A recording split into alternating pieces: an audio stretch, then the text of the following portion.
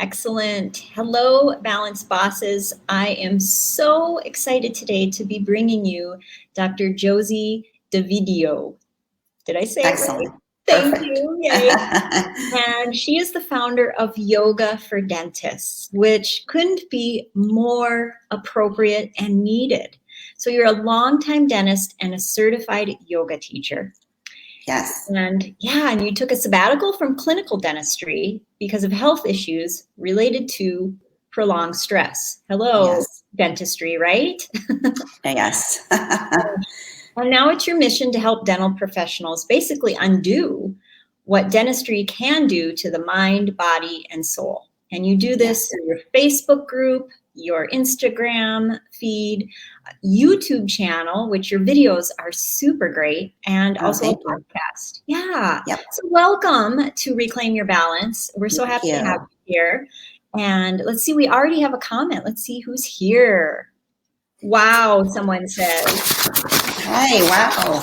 Yeah. I'm glad you're here. I'm happy. I'm delighted to be here and to bring some pearls to your community here. And I love what you're doing with this group. It really is needed in the dental community. And I love the content you put out. It's clear that you have a passion for it, very thoughtful stuff that you post. So I'm excited to be a part of it.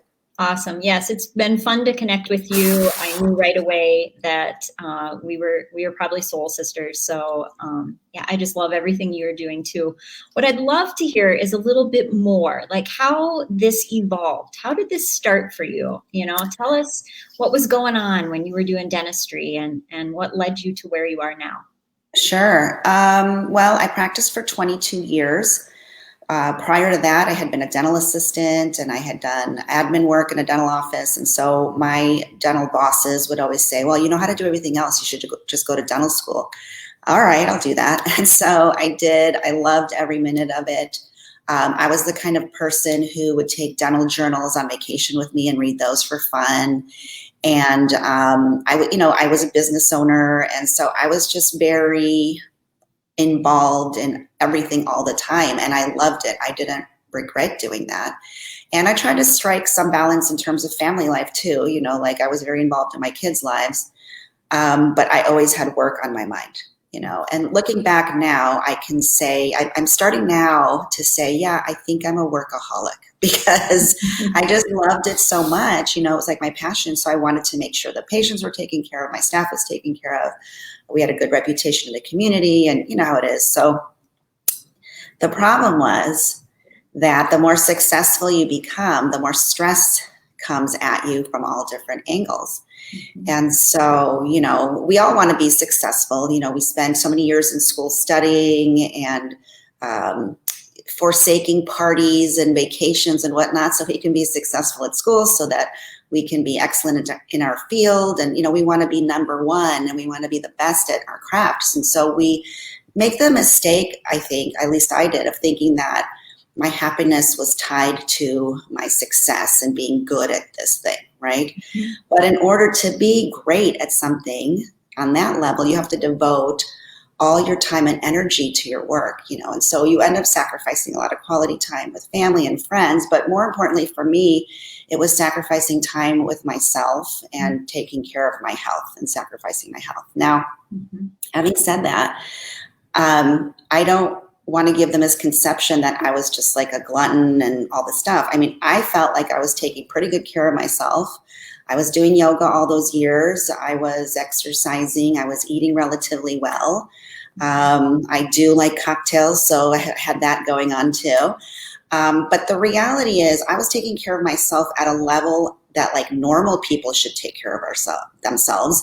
I was not taking care of myself at the level of a dentist who has a high stress job should be taking care of themselves. Or if you're a hygienist, you know, there's a lot of musculoskeletal issues that happen. So even though I felt like I was living a healthy life, it really wasn't enough to combat the level of stress that I had going on at work. So over time, my body was starting to give me little hints of like, hey, this is too much. Hey, you're too stressed out. And that looked like my hair was falling out in the shower.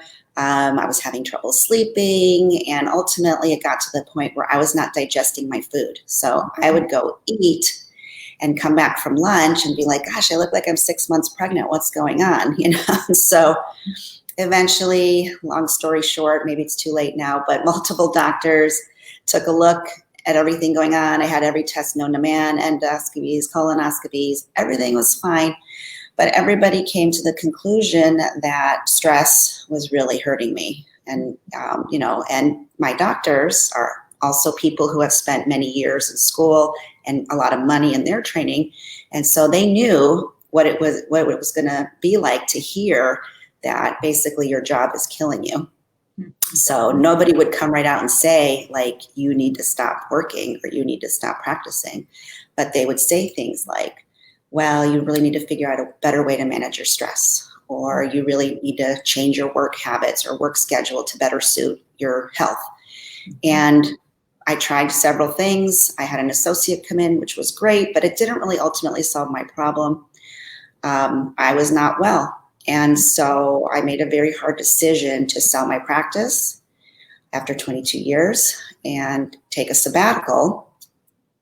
And then a year later, the pandemic hit. So now I'm kind of like on a very prolonged sabbatical, which is okay because I'm actually feeling a lot better. My musculoskeletal issues are a lot better and my stomach's a lot better. And I can tell that because my hair is growing, my nails grow, like all these things we take for granted. But, until your body, listen to the hints that your body gives you, because there's no point in being successful and having a ton of money and the best practice and all of that. If you're not happy, if you're not living a good life, if you're unwell, health is the new wealth.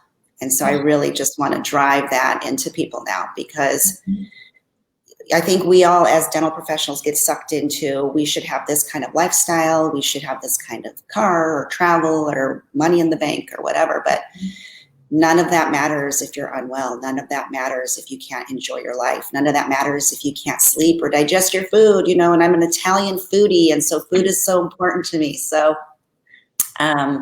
anyway, so that's part of my mission now, is to share my story and to give people another thing to think about, to give people permission to not be constantly striving and constantly trying to be, amazing. You are already amazing. You have nothing to prove to anyone, and so health is the new wealth, sanity, your mental health, your physical health, and enjoying your life. There's just so much more to life than dentistry.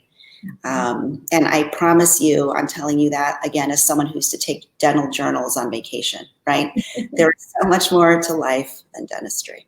Oh, that's an amazing story. And you said a few things there that I'd just love to highlight. And one of them was that you were taking care of yourself, but not to the level of the stress that you were putting on yourself. Right.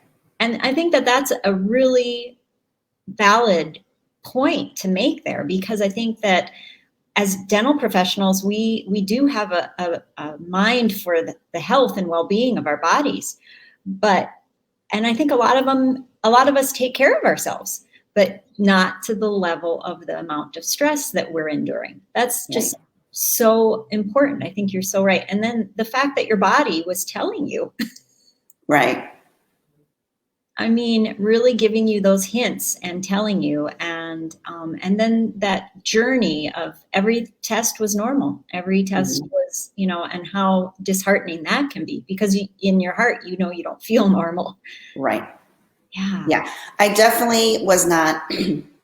What happens is you get used to your level of stress. You get used to discomfort. And so it becomes your new normal, but it's not normal. And so I was getting used to not sleeping through the night or all night, or, I got 4-hour chunks. Awesome. That's good.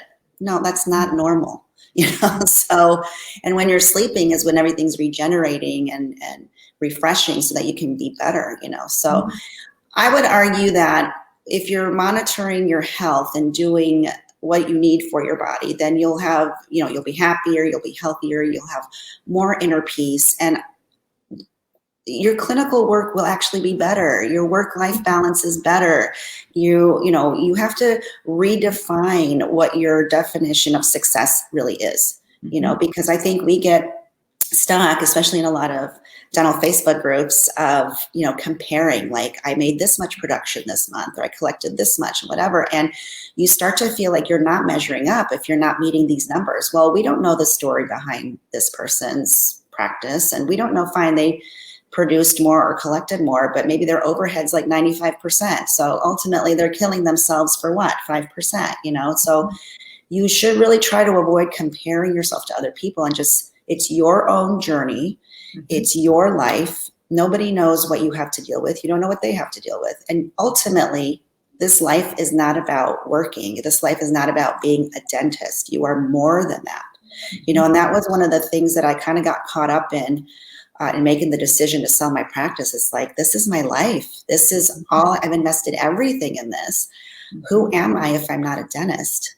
Right, your identity, right? Right. And my husband was like, that's the most ridiculous thing I've ever heard. Like, you are not just this like dental robot. You have other interests and hobbies. And we were heavily involved in our church and our community. And so I now understand, and I want to impart this to you, whoever's watching, that you are more than a dentist. Mm-hmm. You are a multi-talented person. You have many skills that you can use outside of dentistry. And so don't make your whole life about dentistry. Have hobbies, have interests, and indulge yourself in them. Because at the end of the day, you never know when your body's going to tell you enough is enough. Mm-hmm. And you never know when something might happen and you may not be able to practice anymore. And you will have a much better time transitioning to your real life if you have already have these things in place. Yeah, that's such a good point. And I think it's challenging, because to become a dentist or a hygienist or assistant, it does take a lot of energy and time, and we really have to put our blinders on and really only focus on that for a period of time, that we do let our hobbies and our interests kind of take the back seat. And if we don't reinvigorate ourselves with that, it can be sort of like when you're empty nesters. If you haven't kept up with your own hobbies and interests, all of a sudden there's nothing to do, right? Because the kids right. So similar, and that's a really good point, that you are more than just your profession. You have so much more depth to yourself. So tell me then, how did becoming a certified yoga teacher come into your life? And now you practice yoga, but when did you decide to take the leap into becoming certified teacher? Right. Well, it was always on my bucket list, but I never had the time because I was this busy dentist. So when I went on sabbatical, I really wanted to do it, but my body wasn't in a position to undertake that. Mm-hmm. And then when the pandemic hit, there was, really nothing else to do for me. So I managed to get my certification during the pandemic. And it was a lot of work, by the way. I didn't expect it to be that much work. But it was a lot of work, a lot of anatomy. The program I took was very like alignment and functional based, like muscles, skeleton, as opposed to just the poses and the philosophy, which some of the programs are. So it was very anatomically involved. So I had to like dust off the human anatomy part of my brain from 25 years ago. But I loved it and had a great time doing it, and I'm super excited to do it. And so when I first did that, it was really just for me to deepen my own practice, because I had practiced for so long. So it was really like, I wonder what else there is to know about this. So that's what the impetus was to do it. Mm-hmm. And I wasn't even thinking like I was going to share this with the dental community. So one day I was helping a friend who was getting breath work certified. So she's helping people with breath stuff. And she basically was guiding me through a meditation. And the idea came to me during this breath work, and which sounds totally wacky, I know, but that's how it happened. And so I came out of the meditation and I told her, I'm going to do this yoga for dentists thing. And I'm going to, like, dentists need to hear this, or dental professionals need to hear this. And so I as soon as we were done with our session, I got on Instagram and made a Yoga for Dentists account. And then I didn't tell anybody because I didn't know what I was going to do with it. I just knew that this was what I was going to do. Mm-hmm. And then I slowly just kind of started exploring and expanding out. And now, like a year later, it's, I have like 1,300 people in the group and almost that many on Instagram. And I have the YouTube channel and the podcast, and it's starting to get some traction. So, and I'm excited because it's resonating with both male and female practitioners, because you never know with these things how they're going to go. But I think it's just because it's a needed thing and people don't understand yoga very much. And there's a lot of reasons for that. But so my approach is really just to show people how to do standard yoga poses, but in a way that's better for dental practitioners, because some of the poses we require like an internal rotation of our arms. Well, we do that all day long when we're working. So I show them how to modify it. So we're doing an external rotation. So we're trying to do the counter pose in these poses, to reclaim that balance. Yeah. See what I did there? I love it. So, and that's one of the things I wanted to share today, is kind of like this Chinese concept of yin yang, which I'm sure a lot of people have heard about, and yin is usually associated with like a female quality or a moon or darkness, femininity, and passivity. So for my purposes today, I want to stick with the passivity point. And then the yang is like the opposite. So that's more like male and light, masculinity. But for today, I'll use the activity. So the yin is passivity, yang being activity. And in dentistry, we are very much yang focused. We're very active all the time and doing one thing. And so what I wanted to talk today about in trying to reclaim your balance throughout the day as you're working is to remember that you're very yang heavy and we need to bring in more yin, right? So if we break it down again, it would be like motion versus stillness, right? And we need really both of those to be balanced. Mm-hmm. So when we're talking about motion in dentistry, in our dental setting, basically what I'm asking you to do is to do the counter pose of whatever it is you do all day. So if we're gripping instruments with our hands, our hands are typically in this motion, right? So it would be the opposite. It would be like exercises where you can bring your hands back. We're internally rotating our arms, right? And so something you can do in between patients is externally rotate them. So let me see if I can show you here, but maybe you can even bring your arm up and make a fist and then just externally rotate this joint. Mm-hmm. We're bending over people all day. So even if you have the best loops and chairs and equipments to help counteract that, it's not awesome, right? So you can go into the door jam and do a fish pose or bend backwards a little bit over your chair just to do the counter pose of what we're doing, to add that yin into what we're already yanging, right? Yeah. So there's a lot of things that we can do. You just have to be aware of them and think about doing them. And so I try to offer those things in the group so that people can implement them throughout the day. And I would recommend that you do those things in between patients or at lunchtime or at the end of your day. Mm-hmm. And then the other thing I think of is the yin to motion in dentistry would be stillness, right? And so the stillness, I think of that as a way to calm the mental motion, right? The stress, the constant stream of thought, not just what's happening in front of us with our patient, but when I was working, it was like, okay, I'm putting in this composite right now, but I can hear what's going on at the front desk. And, oh, the phone hasn't rang in a little while. I wonder what's up with that. And so your mind is busy, not just with what's happening in front of you, but what's happening everywhere, right? And if you're a hygienist, you're like, oh my gosh, my patient is here. Where's the doctor? Why aren't they showing up? And I have to do my notes and turn my room around. So there's a lot of mental noise all the time. So the stillness for me is quieting that mental noise. And so what I recommend, and this is something you can do, like as a hygienist, I would do this while you're waiting for your doctor if you're behind the patient. Just close your eyes, just close your eyes and like tune out the stimulation, right? Because our eyes are like these open windows. There's constant stimulation coming in, and even when we're focusing on our loops or the computers or whatnot, it's just like too much. So just close your eyes, create some stillness, reduce the visual stimulation.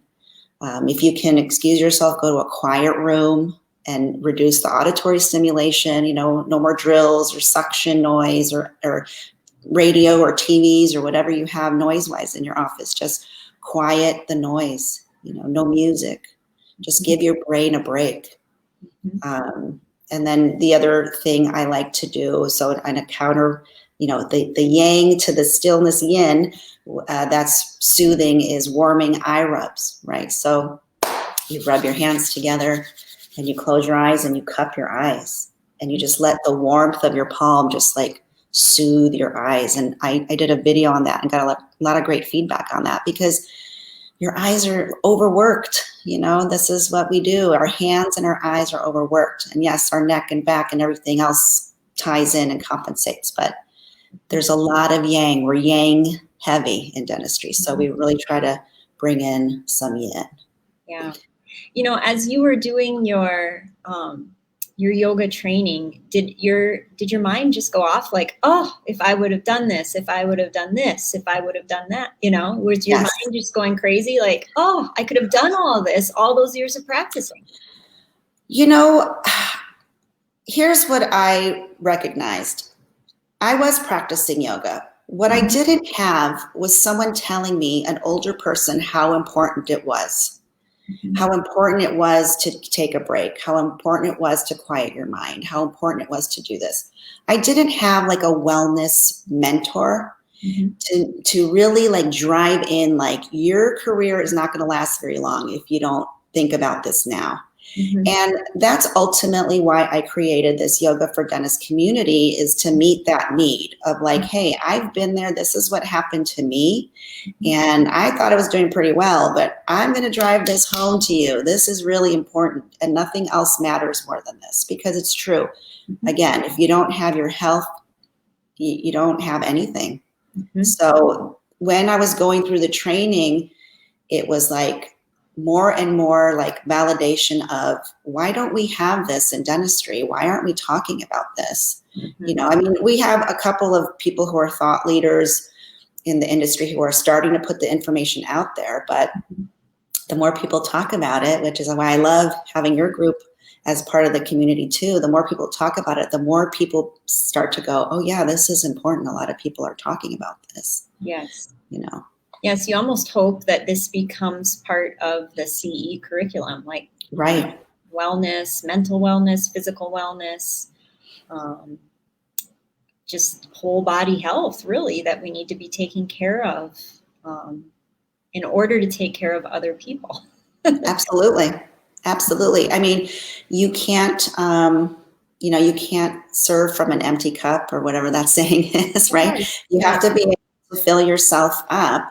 And I think, we're natural caretakers, right? We want to take care of other people, but that requires us, taking care of ourselves too. And so if we want to do this long term, we really have to be able to take care of ourselves. Oh, there. We have somebody commenting, I only found yoga after leaving dentistry. Wish I had found it before. Yeah. So true. Because, this stuff can... if I sort of think of it like a midlife crisis. It's more of a personal health crisis. Like when you're young, you can kind of take on all of this, right? But it keeps adding up. It keeps adding up until you get to the breaking point. Yes. And then it's like your body shouting at you. But if you had just listened to those whispers, and in the beginning, they would just have stayed whispers, and you would be more balanced, and you might not get to that midlife health crisis, right? That's right. And so, that's right. And that's the thing that I think younger practitioners, I mean, I'll speak for me. I probably wouldn't have been a very good listener back then, right? Oh yeah, well, you must have done something crazy to end up like this, but I'll be fine. I'll worry about that when I retire. Right. Yeah. Well, yeah. And that's, I guess, what I'm here to say too. I'm going to be 50 in April. I'm not that old. I mean, I guess depending on the day you ask me, some days I'm old at 50 and some days I'm not. But The new 30. 50's the new 30. Right. I'm going to be 50 this year too. I'm right there with you. So, I mean, all I can say is I felt like I was doing all the right things. But again, our job is unique. It's difficult, not just physically, but mentally, right? And so I don't want the younger practitioners to take it lightly. I mean, I know I had a colleague, he's an oral surgeon, and I was telling him about my aches and pains before I sold my practice. And he was basically like, yeah, so I haven't been able to turn my neck sideways for like 10 years. I'm like, well, why don't you do something about that? Like, that's not okay to live like that. Right. But he's like, well, what am I going to do? I'm like, what do you mean? There's like 1,000 things you can do. You take care of yourself, And so there's a lot of people now who are leaving dentistry at a younger age because of these things, whether it's mental health related or physical health related, they just can't do it any longer. So why not understand the importance of it and do something simple? It's fun. It's easy. Meditation is easy. It doesn't have to be so crazy sounding. It could just be as simple as breathing, and just take the time to take care of yourself. Yeah. The other point that I just remembered was, it is just really important just to breathe.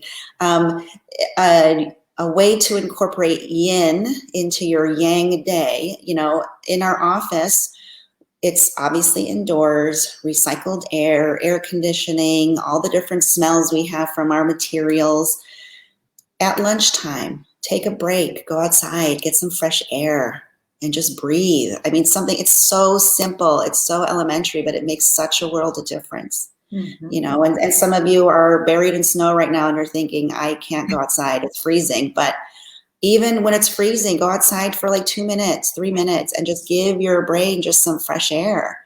And you'll be surprised if you pay attention how big of a difference it makes. That's such a great point. And I think too that when you talk about the mental fatigue, the emotional fatigue, that is something that we almost wear as a badge of honor, like almost like the busyness, like I'm so busy, right. Like it's a badge of honor. And same with that, the mental, physical, and emotional, like we take pride in how much we're taking on.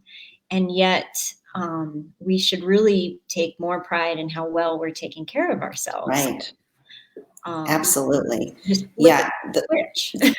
the true mark of wisdom is to recognize, be aware, know what you're needing, and then to give it to yourself. Because that will only make you better for the next thing, project, patient. But if you're not taking care of yourself, if you're ignoring yourself, that's foolish. It's foolish. The mark of wisdom is to know what you need, be aware enough to, hear your body, and then to honor what it's asking you to do. Yes. We have a comment. I want to share this with friends, but not able to. Very good info. And I will make sure I find out who that comment was, because I put these on YouTube as well. So you'll be able to find this on YouTube after today when I get that there, and you can share that with the link. So I know it's in a private group, so you can't share it from the group, but I will make sure you get that link, because this is great information. And I think everybody needs to hear it. The other piece of it that I think could also really benefit the world is that when we're taking care of ourselves in this way, you never know how that will translate to a patient or to a teammate. And be able to maybe change their lives. Like, you're taking care of yourself, and someone may notice and may ask you, or you may give a simple breathing technique or a simple stretch that could maybe set someone else on their path to self-wellness, right? Right. Absolutely. I recount a story of a dentist who was telling me that they realized that they were holding their breath when they gave an injection. Oh, yeah, I did that. And Yep. so when you hold your breath, that's a sign of like tension, you know? And so you're translating that to your patient who's already tense, right? So what if your patient hears you breathing, like inhale slowly, exhale slowly through your mask, right? They can hear you. Or what if you invite them to do it with you? Hey, let's take a few breaths together while we're doing this. Inhale with me. You know, I wanted to share box breathing with the audience. So box breathing, there's 1,000 different ways to do it, but the most simple way is you inhale for a count of 4 through your nose, hold it for a count of 4, and then exhale a count of 4 through your mouth, hold a count of 4, and just repeat it. So what if you do that with your patient and you're calming yourself down, you're calming your patient down, you're getting them numb, but you're distracting them. You're providing a great added value for that person that didn't cost you anything in overhead or stress or anything. And you're helping yourself. Yeah. But yes, and it's important for us to remember, you know, as practice owners, we're the leader of our team, right? And so they look to us. And we don't have to say like, hey, I'm doing my external rotation today. But if we're doing some poses, they can see that it's important to us. We value our bodies enough to take care of it in between patients at lunchtime, at the end of the day, or in the morning at our huddles. We're, you know, loosening up our necks, getting things ready. You can guide your team in an exercise like that. But if they notice that this is important to you and valuable to you, then they'll start taking care of themselves, which only benefits you, because then we have healthier staff who doesn't call in sick or doesn't claim workers' comp or whatever. So you're right. You can only influence, you know, you can influence people, not just your staff, but your patients. And ultimately that'll ripple out into the community. That's such great advice. I think about the book, The Love Languages, and how everybody has their own love language. And what a gift to give your team to just take a few moments every day and say, okay, guys, let's do this simple exercise, whether it be at lunch or the end of the day or something. That might really affect certain members of your team in a way that a bonus might not, in a way that a thank you may not, right? Like it might be their love language. And then not only that, but then benefit their health as well, like you said. Absolutely. Yeah, wonderful. Well, this has been delightful and so informative. I can't thank you enough for what you do for the dental community. Your videos are absolutely amazing. And I want to make sure that people know that you are on YouTube. Yep. For sure. You are also on Instagram. Yep. And so I have that here. And it's Yoga for Dentists. I mean, if you look up Yoga for Dentists on Instagram, on YouTube, on Facebook, you will find, and podcasts. And you're basically probably on all the platforms for podcasts, right? I'm available everywhere to my knowledge. And I know I mentioned a couple of poses today in this video, so I will try to come back to the group and link how you can get more info on those if you wanted to do those during the day at work. That would be fantastic. And I want to just make sure if there's anybody watching, if they have any additional questions, you can put them in the comments. We'll either get to them in the next few minutes or we will get to them after. And I will make sure and put all the links to how they can find you in the comments below. Thank you. Yeah, you're welcome. Before we sign off, is there anything else that you wanted to make sure that our listeners heard today? I just really want to give permission, not that you need my permission, but you have permission to give yourself permission to design your life the way it best suits you. You don't have anything to prove to anyone. No one's living in your life, in your circumstance, so they shouldn't judge you and you shouldn't be envious of other people. Just look at your own life. What is it that you want, you know, and throw caution to the wind and just live the life that you want to live, because no one else is going to do it for you. So you have permission to design it the way you need it to suit you. That's great advice. thank you for all you do. Thank you for your wonderful videos, your philosophy on life, for sharing your journey with us, because that, I think, is really critical to see how you got to where you are. And so for somebody that's out there, maybe in the position you were in before you sold your practice, they, this may really hit home. So thank you You're welcome. for that. And thank you for having me and for allowing me to be a part of your community. I love it so much. Thank you. You're welcome. All right. Thank you, Balance Bosses. And look below for all the links and how to find Josie Yoga for Dentists. And we've got a few more comments. Let's see if we've got. Thank you, Laura and Josie. Awesome. Oh, you're welcome. Yes, thank you. Great advice. Thank you. It was really very good advice. And we'll follow Josie. Yay. All right. You guys have a great day. Remember, you're the CEO of your life. Now become the boss of your balance. That's All right. right. Cheers, everybody. Bye-bye.